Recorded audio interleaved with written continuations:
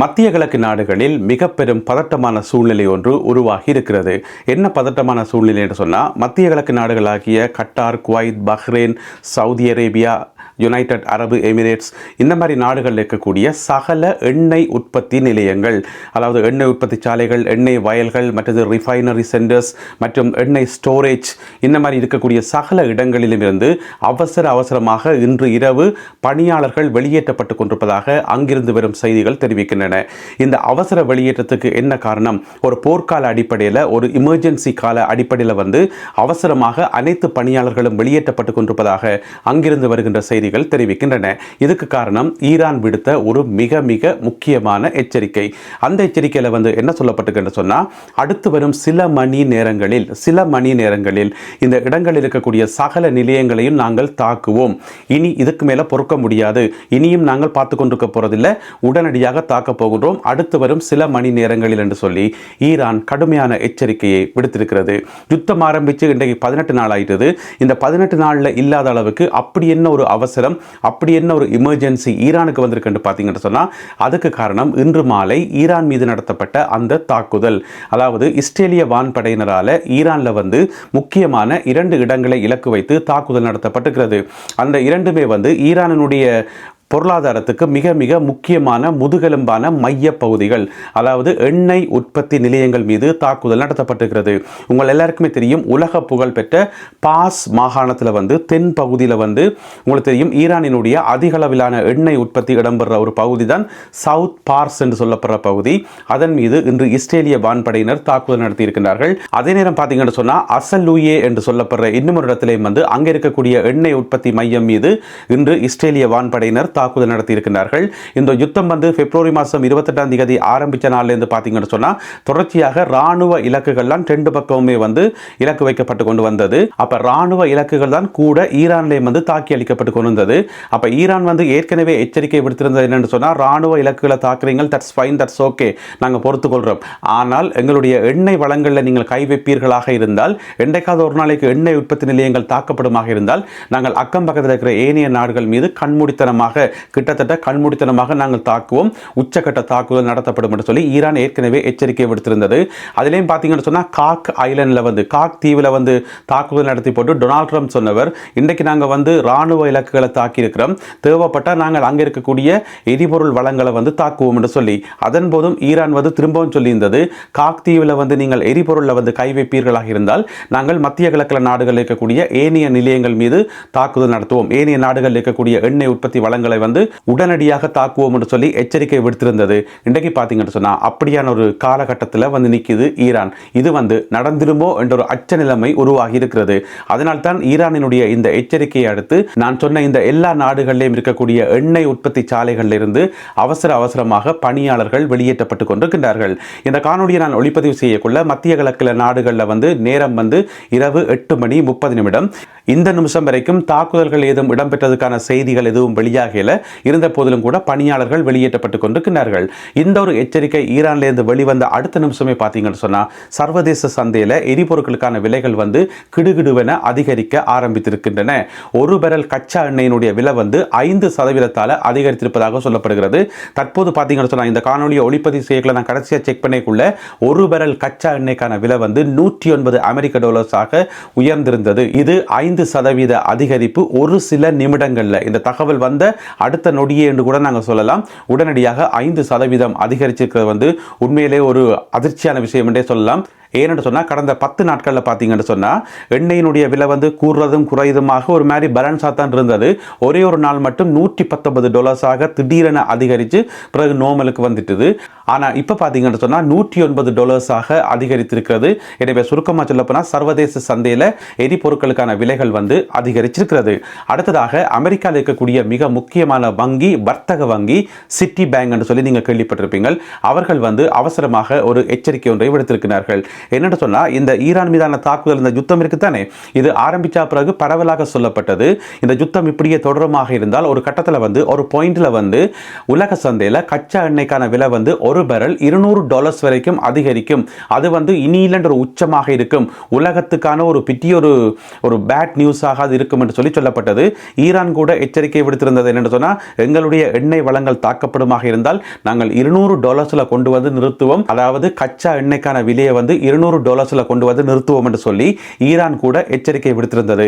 இப்போ பார்த்தீங்கன்னு சொன்னால் சிட்டி பேங்க் வந்து இந்த எச்சரிக்கையை விடுத்திருக்க என்னென்னு சொன்னால், அதற்கான சாத்தியங்கள் நெருங்கி வருகிறது என்று சொல்லி சிட்டி பேங்கினுடைய எச்சரிக்கையில் வந்து சொல்லப்பட்டிருக்கிறது. அவர்கள் 2 காரணத்தை குறிப்பிடுகிறார்கள். ஒன்று வந்து மத்திய கிழக்கு நாடுகளில் இருக்கக்கூடிய அந்த எண்ணெய் வளங்கள் இருக்குத்தானே, நான் சொன்ன அந்த நாடுகள், அதன் மீது தாக்குதல்கள் நடத்தப்பட்டால் உடனடியாக உலக சந்தையில் ஒரு பேரல் கச்சா எண்ணெயினுடைய விலை $200 வரைக்கும் அதிகரிப்பதற்கான வாய்ப்புகள் இருக்கு சொல்லி அந்த பேங்க் சொல்லியிருக்கிறது. 2வது காரணம் அவர்கள் சொல்லியிருக்கின்றார்கள், இப்பொழுது மூடப்பட்டிருக்கின்ற ஹோர்முஸ் நீரிணை இப்படியே தொடர்ச்சியாக மூடப்படுமாக இருந்தால், அதாவது எதிர்வரும் ஜூன் மாதம் வரைக்கும் மூடப்பட்டிருக்குமாக இருந்தால் கட்டாயம் உலக சந்தையில் எரிபொருட்களுக்கான விலைகள் அதிகரித்து $200 தொடும் என்று சொல்லி எச்சரிக்கப்பட்டிருக்கிறது. ஏனென்று சொன்னால் ஹோர்முஸ் நீரிணை மூடப்பட்டிருக்கிற ஒவ்வொரு நிமிஷமுமே வந்து பல மில்லியன் டாலர்ஸ் வந்து உலகளாவிய ரீதியில் நஷ்டம் ஏற்படுது என்று சொல்லி கணிக்கப்பட்டிருக்கிறது. எனவே இப்படியே தொடர்ச்சியாக மூடப்படுமாக இருந்தால் ஜூன் மாதம் வரைக்கும் $200 தான் போய் நிற்கும் எரிபொருளுக்கான விலை என்று சொல்லி இந்த வங்கியால் வந்து எச்சரிக்கை விடுக்கப்பட்டுள்ளது. உலகில் மிகவும் பிரபலமானதும் மிக பிரம்மாண்டமானதுமான திரவ எரிவாயு உற்பத்தி மையம், அதாவது LNG என்று சொல்லுவோம், திரவ எரிவாயு உற்பத்தி மையம் எந்த நாட்டில் இருக்கின்றது உங்கள் எல்லாருக்குமே தெரியும், கட்டாரில் இருக்குது. கட்டாரில் இருக்கக்கூடிய ராஸ் லஃபான் அந்த உற்பத்தி சாலை வந்து உடனடியாக மூடப்படுவதாக கட்டார் அரசாங்கம் அறிவித்திருக்கிறது. காரணம் இந்த தாக்குதல் அச்சம்தான். அங்கிருக்கின்ற பணியாளர்கள் கூட வெளியேற்றப்படுகிறார்கள். ஏன்னு சொன்னால் ஓவர் நைட்டில் இரவில் வந்து என்ன நடக்கும் என்று தெரியாது. மற்றது இந்த நிலையங்களில் பார்த்தீங்கன்னு சொன்னால் பணிகள் வந்து 24 மணி நேரமும் நடந்துகொண்டே இருக்கும், இரவு பகல் பார்க்காம நடந்துகொண்டே இருக்கும். அப்போ நைட் ஷிஃப்ட்டுக்கு வந்து நிறைய பணியாளர்கள் வந்து வேலை செய்வார்கள். எனவே அவர்கள் அனைவரும் வெளியேற்றப்பட்டதன் காரணமாக இப்பொழுது உலகத்தில் மிக பிரபலமானதும் மிக பெரியதுமான திரவ எரிவாயு உற்பத்தி மையம் வந்து இப்பொழுது மூடப்படுவதாக கட்டாரிலிருந்து கிடைக்கின்ற செய்திகள் தெரிவிக்கின்றன. அடுத்ததாக இன்னும் ஒரு முக்கியமான செய்தி, சர்வதேச ரீதியாக கப்பல் போக்குவரத்துக்கான கட்டணங்கள் வந்து முன் எப்போதும் இல்லாத அளவு அதிகரித்திருப்பதாக அதனோட சம்பந்தப்பட்ட ஒரு நிறுவனம் அறிக்கை ஒன்றை கொடுத்திருக்கிறார்கள். அந்த நிறுவனத்துக்கு என்ன பேர் என்று சொன்னால் ஷிப் அண்ட் பங்கர் என்று சொல்லப்படுற நிறுவனம்.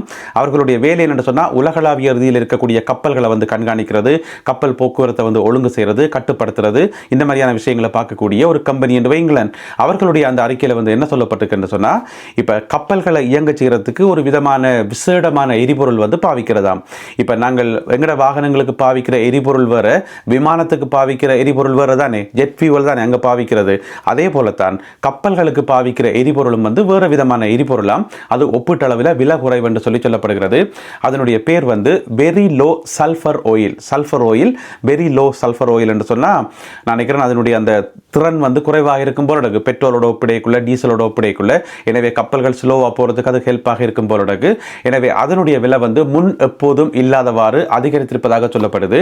அதாவது பிப்ரவரி மாதம் 27 வரைக்கும் அதனுடைய விலை என்று பார்த்தீங்கன்னு சொன்னால், அதாவது ஒரு லிட்டர் இல்லை, ஒரு பேரல் இல்லை, ஒரு டன்னினுடைய விலையே வந்து ஒரு $530-540 இவ்வளவுதான் அதனுடைய விலையாக இருந்ததாம் பிப்ரவரி மாதம் 27 வரைக்கும். ஆனால் இப்போ பார்த்தீங்கன்னு சொன்னால் இன்றைக்கு மார்ச் மாதம் 18 அதனுடைய விலை ஒரு டன் இந்த சல்ஃபர் ஆயிலினுடைய விலை வந்து $1017 என்று சொல்லி இவர்கள் வெளியிட்டிருக்கிற அந்த அறிக்கையில் வந்து சுட்டி காட்டப்பட்டிருக்கிறது. எனவே சுருக்கமாக சொல்லப்போனால் உலகளாவிய ரீதியில் கப்பல் போக்குவரத்துகள் முடங்கி இருக்கின்றன, கஷ்டப்படுகின்றன என்றுதான் இந்த அறிக்கையில் நாங்கள் புரிந்து கொள்ளக்கூடியதாக இருக்கிறது. அளவிட இன்னும் ஒரு முக்கியமான ஒரு அதிர்ச்சியான செய்தி அமெரிக்காவினுடைய வெள்ளை மாளிகையிலிருந்து வந்திருக்கிறது, ஜனாதிபதி அலுவலகத்திலிருந்து. அதாவது அமெரிக்காவில் வந்து 100 வருடங்களுக்கும் அதிகமான காலம் புழக்கத்தில் இருந்த ஒரு சட்டம், கப்பல்கள் சம்பந்தப்பட்ட ஒரு சட்டத்தை வந்து அந்த சட்டத்தை வந்து தற்காலிகமான முறையில் நிறுத்தி வைப்பது என்று சொல்லி அமெரிக்கா முடிவெடுத்திருக்கிறது என்று சொல்லியும் இதற்கான உத்தியோகபூர்வமான அறிவிப்பு அடுத்து வரும் சில மணி நேரங்களில் அமெரிக்க ஜனாதிபதி டொனால்ட் ட்ரம்ப் அவர்களால் விடுக்கப்படும் என்று சொல்லியும் வெள்ளை மாளிகை வெளியிட்டுள்ள இந்த அறிக்கையில் வந்து சொல்லப்பட்டிருக்கிறது. 1920ஆம் ஆண்டில் உருவாக்கப்பட்ட இந்த ஷிப்பிங் லோ, அந்த லோக்குரிய அந்த சட்டத்துக்குரிய பேர் என்னன்னு சொன்னால் ஜோன்ஸ் ஆக்ட். நான் நினைக்கிறேன் ஜோன்ஸ் என்று சொல்லப்படுற ஒரு ஆள் வந்து அதை உருவாக்கி இருப்பாரோ இன்னும் தெரியல. ஜோன்ஸ் ஆக்ட் என்று சொல்லப்படுற இந்த சட்டம் வந்து 1920ஆம் ஆண்டில் உருவாக்கப்பட்டது. அந்த சட்டத்தில் வந்து நிறைய விஷயங்கள் இருக்குது. அதில் ஒரு விஷயத்தை மட்டும் தான் உங்களை சுட்டி காட்டுறேன். அது என்னன்னு சொன்னால், அமெரிக்காவினுடைய துறைமுகங்கள் இருக்குது தானே, அமெரிக்காவினுடைய நிறைய துறைமுகங்களில் ஒரு துறைமுகத்திலேருந்து இன்னும் துறைமுகத்துக்கு போகிறதுக்கு கட்டாயம் அந்த கப்பல்களில் வந்து அமெரிக்க கொடிகள் தான் இருக்கணும், அது அமெரிக்காவுக்கு சொந்தமான கப்பல்களாகத்தான் இருக்கணும் என்று சொல்லி இந்த சட்டம் சொல்லுது. அதுக்கு காரணம் அமெரிக்காவினுடைய கப்பல் கட்டும் அந்த துறையை வந்து மேம்படுத்துறதுக்காகவும் அமெரிக்காவினுடைய உற்பத்திகளை வந்து ஊக்குவிக்கிறதுக்காகவும் இன்ன பல காரணங்களுக்காகவும் இந்த சட்டம் வந்து உருவாக்கப்பட்டது. அப்ப அந்த சட்டத்தை வந்து இப்ப தற்காலிகமாக 60 நாட்களுக்கு கைவிடுவது என்று சொல்லி அதை நடைமுறையிலிருந்து தூக்கி ஓரமாக வைப்பது என்று சொல்லி வெள்ளை மாளிகை முடிவெடுத்திருக்கிறதாம். அதனுடைய அர்த்தம் என்னன்னு சொன்னா, இனி ஒரு அமெரிக்க துறைமுகத்திலிருந்து இன்னும் ஒரு அமெரிக்க துறைமுகத்துக்கு கப்பல்ல பொருட்களை கொண்டு போய்க்குள்ள எந்த கப்பல் பயன்படுத்துங்க, எந்த நாட்டு கப்பல் பயன்படுத்துங்க, ஒரு பிரச்சனையுமே இல்லை, பொருட்களை வந்து ஏற்றி இறக்குங்கப்பா, எங்களை சோதிக்காதீங்கன்ற மாதிரி அமெரிக்கா அந்த சட்டத்தை வந்து மாற்றி இருக்குது. அதுக்கும் காரணம் வந்து சர்வதேச ரீதியாக எரிபொருள் நெருக்கடி, இந்த மத்திய கிழக்கு பிரச்சனை தான் காரணம். யோசிச்சு பாருங்க, 100 வருடங்களுக்கும் அதிகமாக இருந்த ஒரு சட்டம், மிக குறிப்பாக 1939ஆம் ஆண்டிலிருந்து 45ஆம் ஆண்டு வரையான 2ஆம் உலக யுத்தம் நடந்தது தானே, அந்த கால பகுதியிலேயே அந்த சட்டம் வந்து நீக்கப்படையில, அப்படியே நடைமுறையில் இருந்த அந்த சட்டம் வந்து இந்த ஒரு 18 நாள் போர்ல வந்து நீக்கப்படுது, தற்காலிகமாக தூக்கி ஒத்தி வைக்கப்படுதுன்னு சொன்னா அதனுடைய அர்த்தம் என்ன? இந்த 18 நாள் போர் வந்து அவ்வளவு பெரிய தாக்கத்தை வந்து கொடுத்திருக்கிறது அமெரிக்காவுக்கு மட்டுமில்லாமல் சர்வதேச நாடுகளில் நிறைய நாடுகளுக்கு. அதனால தான் 100 வருடங்களுக்கும் அதிகமாக நடைமுறையில் இருந்த இந்த சட்டம் வந்து தற்காலிகமாக நிறுத்தப்படுது.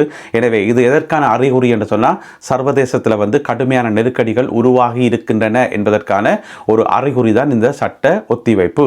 எனவே இந்த காணொலியில் பகிர்ந்து கொள்ளப்பட்ட இந்த தகவல்கள் தொடர்பான உங்களுடைய கருத்துக்கள் என்ன என்பதை மறக்காமல் கீழே எழுதுங்கள். யுத்த களத்திலிருந்து மேலதிக தகவல்கள் கிடைக்கின்ற போது அவற்றையெல்லாம் தொகுத்துக்கொண்டு இன்னும் ஒரு காணொலியில் உங்களை நான் சந்திக்கின்றேன். அதுவரை நன்றி, வணக்கம்.